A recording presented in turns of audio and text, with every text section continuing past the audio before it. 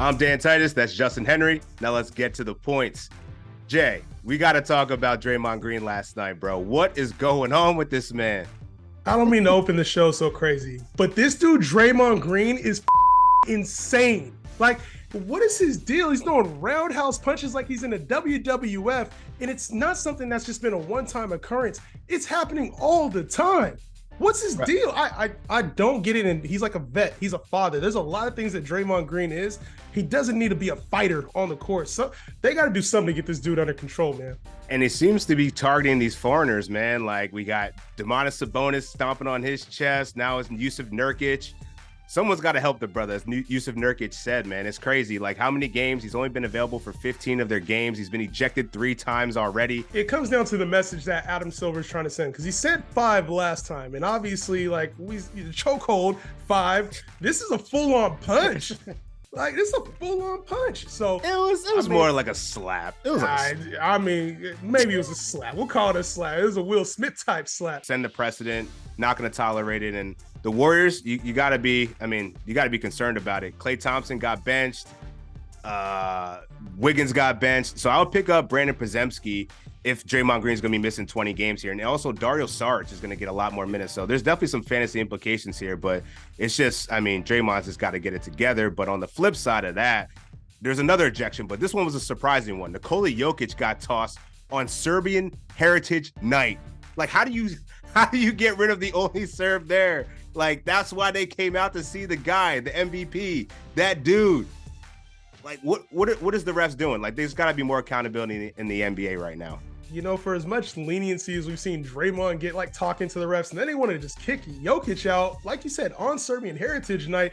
You know, the refs, man, we started to talk about them a little bit more than I want to. They're affecting my fantasy teams. I got Jokic on the team. They're affecting my fantasy team a little bit more than I want to. So refs, yes, if people are throwing punches and causing violence, that's fine. But just chirp it a little bit back. You can't kick out the main player in the league off of some words, man. He only got 1 tech. How you throw somebody out on 1 tech? It makes no sense. Let's just get to the shoot around. So we're at the week 8 point in fantasy basketball, and there's definitely been some really good players that we found on the wire. Maybe you scooped them up in deeper drafts, but Jay, who is the person that you picked up that's been the best for you in fantasy thus far? You know, my category leagues, especially Bogdan Bogdanovic for the Atlanta Hawks has been a godsend for my team, averaging over 3 3-pointers a game, shooting really well from the field, 46% from the field, over 90% from the line. Plus, he's doing it defensively too, at almost a steal and a half a game. A well-expected surprise from a guy that, you know, those are career high numbers from in 3-pointers, in steals, and in points right now, averaging 17 a game. Bogdan Bogdanovic snagged him off the waiver. Yeah, that's a good one, man. Like, his ADP was like well outside the top 140, and like the way that he's playing, definitely a home run for a lot of fantasy managers. My choice is Cam Thomas of the Brooklyn Nets. For me, Cam Thomas is a guy that I feel like a lot of people expected.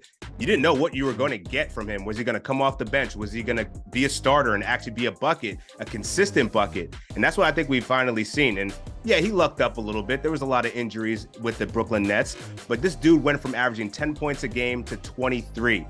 And he's kind of tapered off a little bit now, but he's still a top 60 guy in fantasy. So right now, I feel like he's got to be one of the steals, assuming he can continue to drop 20 points a game. He's a steal he's just crushing it for points leagues.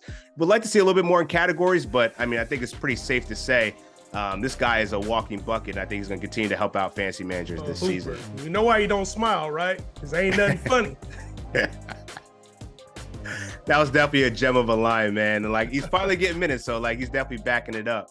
All right, so speaking of which, man, there's definitely some concerning situations and probably some good ones going around the league right now. But I think at the top of mind, we got to talk about Ja Morant and his potential return in week 9. He can return as early as Tuesday versus the New Orleans Pelicans. So all things look good for Ja coming back, man. What do you think that this means for fantasy managers and what this could potentially do for the Grizzlies? Well, if you're able to hold out these 25 games that it was for Ja Morant, now you're getting back an elite player. And the thing is, it wasn't injury related, so there might be a little bit of rust, but you're not waiting 5 to 10 games to get normal production from Ja. I'm expecting him to be back and ready to go. And so some of these secondary options, you may see a little bit less scoring from your Desmond Bane. You may see a little drop off slightly from Jaren Jackson scoring wise, but for the most part, I think it actually helps this Grizzlies team become more competitive and keep these guys on the floor for the entire game. So I'm excited that Ja Morant is back, excited that he's gonna be able to help fantasy teams, but I also want to caution, like, don't, especially when it comes to your category leagues, Ja has been a player that's, obviously name value high, but then he's also had some, efficiency issues. So just know that when it comes to Ja Morant, we're getting the same player, but don't let the hype supersede the actual production on the court. I think you hit every point that I was going to say, man. It's crazy. So I think from a fantasy basketball perspective, it's interesting because Ja Morant is definitely a really good fantasy player, right? He's a really good real life player, not necessarily a great fantasy player. He's great for points formats because all those category areas where he's deficient, that don't matter. So if you have him in a points league, you got to be feeling really good. Categories, I would definitely temper expectations the same way you just said. Like, he's going to be good, but like, how good is he really going to be? The other point that I want to make is, like, this team is completely different than years past, right? In the past, Jaren Jackson Jr.'s numbers off the court when Ja Morant was off the court weren't that good. 20 points, 5 rebounds. Like, I think that's actually something that could actually get better because he doesn't have people like Titus Jones. He doesn't have Steven Adams there. This Grizzlies team is awful right now. So getting someone like Ja back in the lineup, I think it's just going to help everyone. Desmond Bane, he's been shouldering the load. He's been a top 25 player. But I think that even if his scoring goes down a little bit, he's still going to be able to contribute and be more efficient because he's going to be playing off the ball more, which is just going to open up that 3-point game a little bit more. So I think it's going to be good for everybody on the Grizzlies roster to have Ja back. And if you have him in fantasy, congratulations, you probably got him at a discount. He's definitely going to help produce in points, rebounds, and assists and steals at the guard position right away. Agree with you there. And it's tough, man. When you have a losing franchise like that or a losing team, it's tough to get everybody bought in and just know the direction of the team. But bringing a superstar like Ja back to the lineup actually does help. But I want to talk about another team that's been losing games, 20 straight L's for the Detroit Pistons. But Asar Thompson, we talk about Ja being back in the lineup. Asar Thompson is now back in the starting lineup. Question is, how long is it going to happen, right? We know what he is defensively, but for a young team that, we want to see, Dan, like, how do you think that this is a role he can stay in, or do you think he's going to be up and down throughout the lineup throughout the course of the whole season? Yeah, it's going to be a frustrating one, but I think Monty Williams, he just admitted to kind of trying to tinker with the lineups, and I get it, bro. You lost 20 games in a row. I'd start tinkering some things too. But I think it's more about you got Bojan Bogdanovic back in the lineup, so it's kind of messed with the flow of like how he was gotten into rotation. Like, Asar Thompson was starting because there were so many injuries. Now that he's back, and then Jalen Duren gets hurt, he went straight to the bench. It was like, why can't you start this guy? He's averaging 9.5 rebounds as a rookie. And he's on a wing. Like, you got to play this man. And as you mentioned, the defensive contribution. So I think we'll actually see him play more at the 4. That's what he played last game. He had 20.6 rebounds. He was playing as a screener and driving to the basket, which I think is probably the right thing to do for a guy that's like as rangy and athletic as he is. Like, we've been comping him to like an Andre Iguodala, Sean Marion type, and that's a power forward. That's a modern day power forward. So in my opinion, I feel like you got to hold him in fantasy leagues, like 12 team, 10 team. I get it. If it's going to be one of these fluid situations where he's on the bench playing 16 minutes, then he comes back, plays 39, that could be something that's too frustrating to deal with. But unless you have a better option, like, you got to keep this guy rostered, because I think if you're looking the long term, Detroit's not going anywhere. And I wouldn't be surprised if they traded Bogdanovic at some point. You got to play the long game, much like Scoot Henderson. These rookies are going to get a lot of burn towards the end of the season. And Asar Thompson, we've already seen it, man. This dude's a baller. Yeah, especially after the All-Star break, you're going to see a lot more young guys. And especially when it comes to our fantasy playoff lineups, you want to have some higher upside plays there. So keep them on your bench. Don't panic right now. Probably like Buffalo Wild Wings or whatever the chicken company is that obviously is getting a lot of pub and not having to give off a lot of chicken for Detroit Pistons wins, right? My God, man, I can't imagine the specials that they're giving away with just all these L's, bro. Just stacking them up. Speaking of L's, San Antonio's losing just the same, man. Like, they just can't get a dub. And it seems like Popovich is also tinkering with lineups, and we talked about it a couple weeks ago with Trey Jones and his relationship with, or his rapport with Wembanyama. Someone else has been the sacrificial lamb here, and it seems like it's Zach Collins. He's now coming off the bench. Wemby is now starting at center. What do you think that this does for Zach Collins, and is he a drop in fantasy leagues? I think we have to wait and see, right? It's easy to see news and see rotational changes and just immediately panic. But Zach Collins has been a player fantasy-wise that we've all kind of been like, hey, when he plays, we know how dynamic he can be. It's just that Wemby's playing the 5 now, and he's played efficient there. We've seen a 2020 game out of Wemby. So I wouldn't be overly, I'm not just going to flat out drop Zach Collins. I want to see how this thing plays out for a minute. But if it is a permanent type change, I think it's time to cut ways with Zach Collins probably at the top of the year here. Yeah, I'm gonna give him a few games because I have him in the league that we're in, and as I said, and as you said, like rotations are fluid. When you're losing, things got to change a little bit. You're trying to get the chemistry right, trying to get the matchups. One thing that's been bad about Zach Collins is that his defense has been kind of suspect. So we'll see what it do. But like I think if you give him like a 3-5 game little window here, and if he's not back in the starting lineup or is playing significant minutes, I think you could safely drop him. So for those, you're obviously a big fantasy football content creator, big fantasy player as me as well. We're in tons of leagues together, but I'm sure that there's probably a few leagues where you didn't make the playoffs. And I'm sure that there's many other people out there too that are, you're wondering, you look at your phone, it's like, man, what do I do now? Why not play fantasy basketball? So Jay, tell me why it's easy to transition from playing fantasy football to fantasy basketball. There's a lot of people that don't really know about fantasy basketball, and, they actually watch basketball. They're hoop fans. They're debating with their friends about who the GOAT is, or talking about the in-season tournament, but it comes at a really good time because for a lot of people in the basketball community, basketball doesn't really turn up until after the Christmas games. Like that's when a lot of people start tuning in. Well, funny thing is, that's right around the time that the fantasy football playoffs are ending for a lot of teams. So it's the perfect segue. You can start to build your teams, have something to watch during the offseason, right? Like you're waiting dynasty-wise. The draft isn't until April. No one plays dynasty. Come on.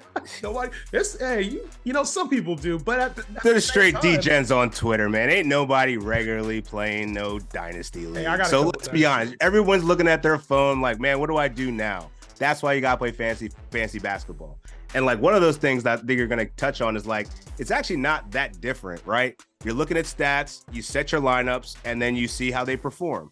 I think one of the things that's been a hard barrier to entry for some people is like, man, I don't want to have to worry about categories and I don't want to have to worry about, trying to jump in a league and I don't know how to play. Guess what, man? Yahoo makes it easy for you. You can jump in a public league. You can jump in a paid league if you want. You can play with a points format. So it's the same thing. Like you produce stats, you get points.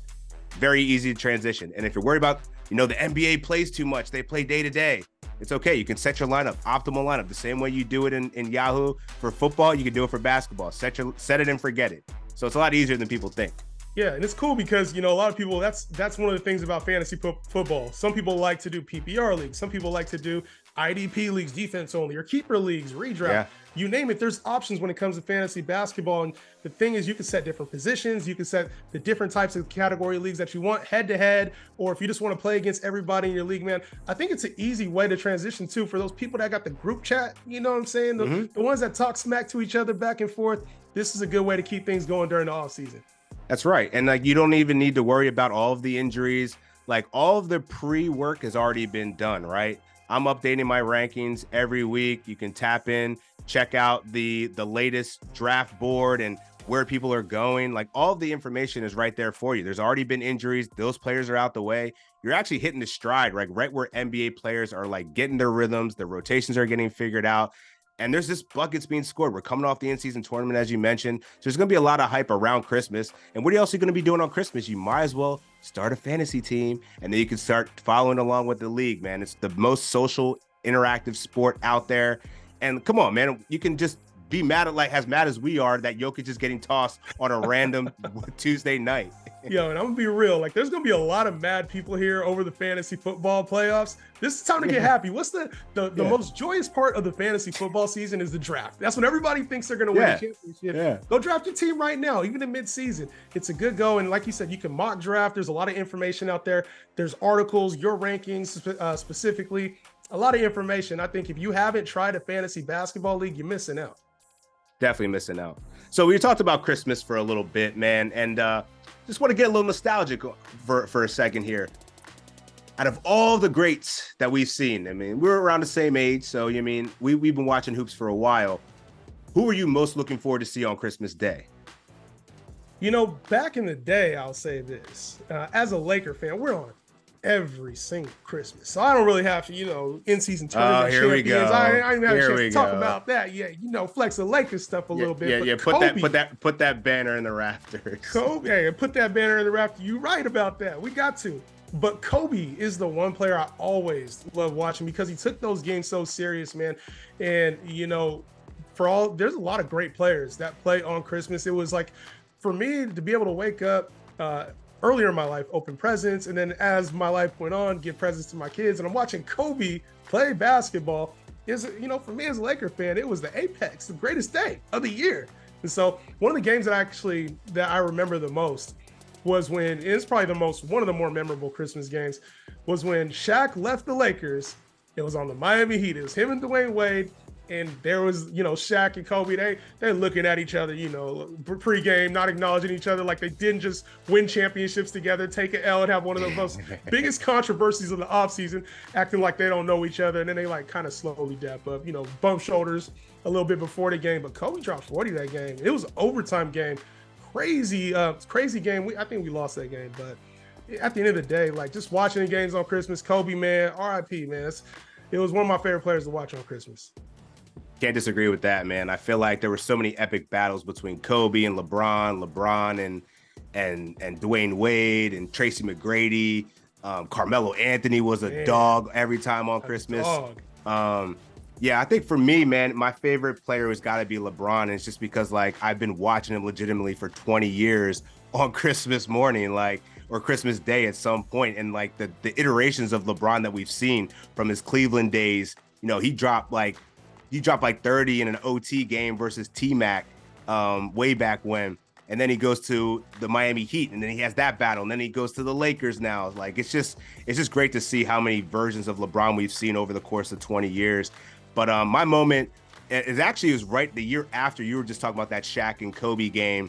I think Shaq was hurt, and Dwayne Wade wound up dropping 40 points, 11 dimes with 5 blocks and 4 steals on Kobe on Christmas Day. Heat won that game. And I think that was when we started talking about is Dwayne Wade the best player in the world? And I think that there was a very short amount of time where he was certainly, in that conversation with Kobe. And I think that was one of the games that kind of cemented that when he went on that run. So yeah, man, I'm just hyped for it, man. We got a great Christmas slate coming up, and the Warriors are always good. Steph Curry's always put on a show as well. So we got a lot of good things to see, man.